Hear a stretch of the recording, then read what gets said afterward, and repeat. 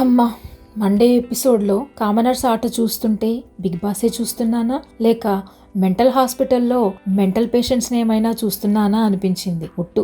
అందులో ఒక ఆయన 5 మాటలు మాట్లాడితే 3 మాటలు ఆయన సొంత డబ్బా, మిగిలిన 2 మాటలు ఎదుటి వాళ్ళపై ఏడవటం. పిచ్చి వాళ్ళు ఎవరిని లెక్క చేయరు. అలాగే ఈయన కూడా బిగ్ బాస్ ని లెక్క చేయడు, కంటెస్టెంట్స్ ని లెక్క చేయడు, నాగార్జున గారిని లెక్క చేయడు, ఆడియన్స్ ని కూడా లెక్క చేయడు.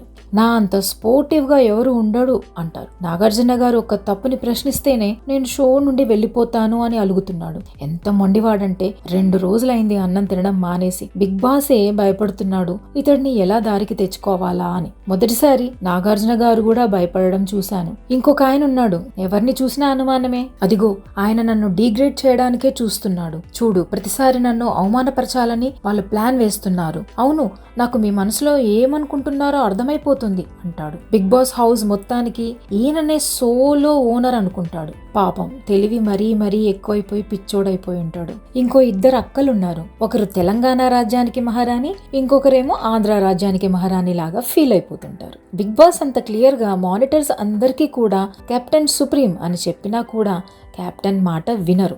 ఎందుకంటే వీళ్ళు మహారాణులాగా ఫీల్ అవుతారు కాబట్టి. ఇంకొక తమ్ముడున్నాడు, అతడికి ప్రేమ పిచ్చి. అసలు బిగ్ బాస్ హౌస్ కి ఎందుకు వెళ్ళాడో కూడా పూర్తిగా మర్చిపోయాడు. ప్రేమలో మునిగి తేలుతున్నాడు. ఇంకొక తమ్ముడు కూడా ఉన్నాడు. టాస్క్ లో తప్పులు చేస్తాడు, అడిగితే కోపంగా హెల్మెట్ విసిరేసి వెళ్ళిపోతాడు. మేం పర్మనెంట్ ఓనర్స్, కెప్టెన్ టెంపరరీ, మా మీద ఆమె పెత్తనం ఏంటి అంటాడు. ఎక్కడి నుండి పట్టుకొచ్చావు బిగ్ బాస్ ఈ జాతి రత్నాలని?